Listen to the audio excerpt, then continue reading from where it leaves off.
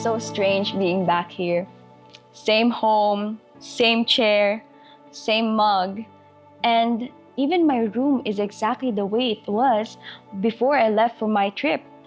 But you know what? I'm no longer the same person. Re-entry is like a form of culture shock or culture stress. You've changed, but home hasn't. This can lead to you be feeling frustrated or even misunderstood. Like, people here just don't get it. You'll face moments of disconnect when your humor feels off, or when everybody just seems so busy, or nobody asks you about your trip the way you had hoped. This is a culture stress in reverse sort of form, and it is so normal. The challenge is, how will you respond?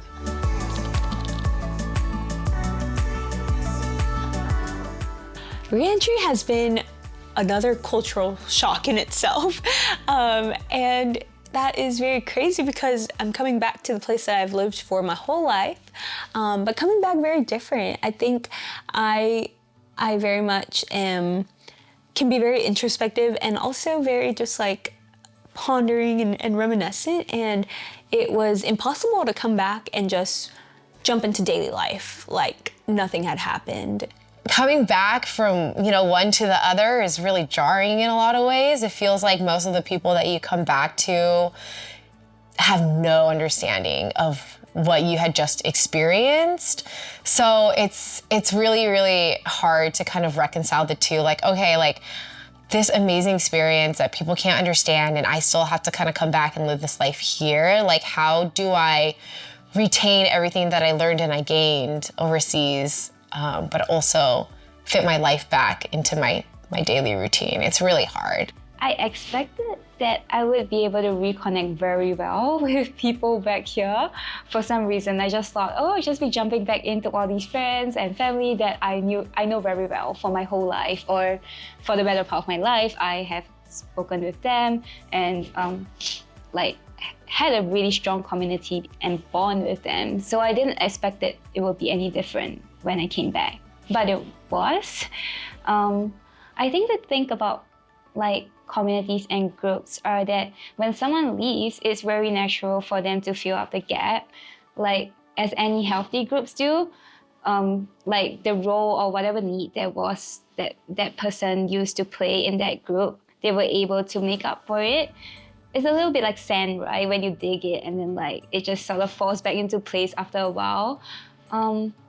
But when I came back, I think the expectation was two-pronged, in the sense that I expected that I would be able to fall back into place, but my group also expected the same, that I should fall back into place, but there was no place. The gap was already filled up, and there was no more role left for me to play. I had to look for a new one. It wasn't that a new one, making a new role isn't possible. It was that it took time. And I think we all felt a little awkward navigating around that. And that sort of threw me off quite a bit, because I was encountering that in all of my groups and communities, like friend groups and church and other things, and even my family. They were kind of used to not having me around, and I was used to not having them around all the time. So in all of that, just facing block after block, I too want to go back into how it was, but it's not working out that way. So I guess we both felt a little, I hope they felt a little bit of that disconnect that I felt, perhaps less than I did. You expect people to behave a certain way or be happy that and then their life just goes on, and you have something change that you experienced, and you want to share that, but people just, people come across it, they don't, oh yeah, you went there, it's great, wonderful, but I gotta, I got something to do. I just feel like, I don't know, in the States, from California actually, a lot of people are just in a hurry, so they gotta be somewhere. And so I'm okay, I respect your time, totally okay. Let's make space if you feel like talking about it, I'm always here. Yeah, I just definitely feel the rush, and coming back from, I kind of see the difference between I don't know, Guatemala and States, where Guatemala, people spend a lot of time together, you know, to have that family time, quality time. Well, like in the States, we do have that, but it's more like, oh, like family time, work, and then I gotta do this, gym, you know, so it's definitely like scheduled and like locked. I think maybe people have an expectation of where I'm at. Like, I think other people, because they don't know that like this impacted me so deeply, or I'm still processing like everything that I experienced there, and that, you know, like you do experience reverse culture shock. I think most people don't know that. So I think a lot of people do expect me like to jump back into my daily routine, or to like be completely normal, or just like the same way I was, and just like really quickly fall back into the things that I was doing. But I think like, it's hard for me to express too, that sometimes maybe I need a little bit of space, because I don't know if they'll understand that all of this is happening within me, you know? So I think it makes it a little bit hard to relate to others in that way when I get back, because they have these assumptions of where I'm at, where really, I think my heart and my mind are like in a really different place. The more dangerous ones, if you really love your place that you've been abroad in, is you can have a lot of judgment coming home.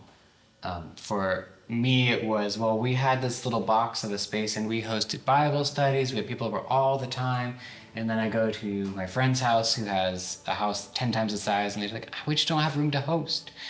And so for me, I just like wanted to throw the pillows in the air, like, what are you talking about? You could house a village.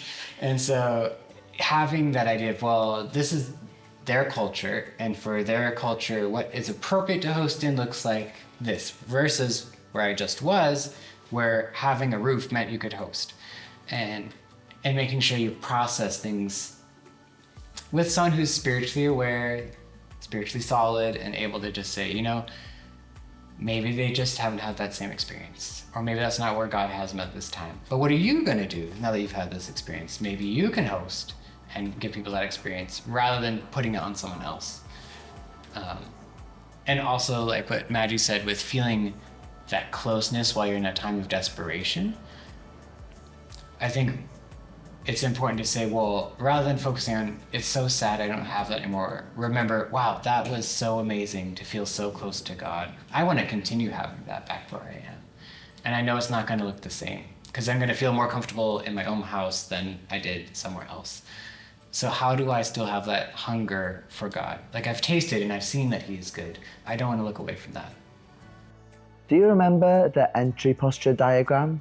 This isn't just for experiencing a new culture, this is for coming home too. There are usually 3 re-entry responses: assimilators, alienators, and integrators. Assimilators act like nothing ever happened. They slide back in, but they forget the experience they had.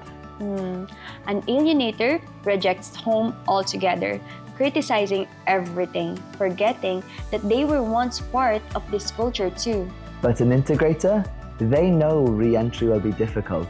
They recognize what's changed and they bring it home with grace. That's true. Integration takes time. For me, coming back home to the Philippines was actually harder than entering a new culture. Many people take a lot of time to prepare for entering a new culture, but spend little to no preparation on coming back home. So, take time to re-enter and be kind with yourself in this adjustment.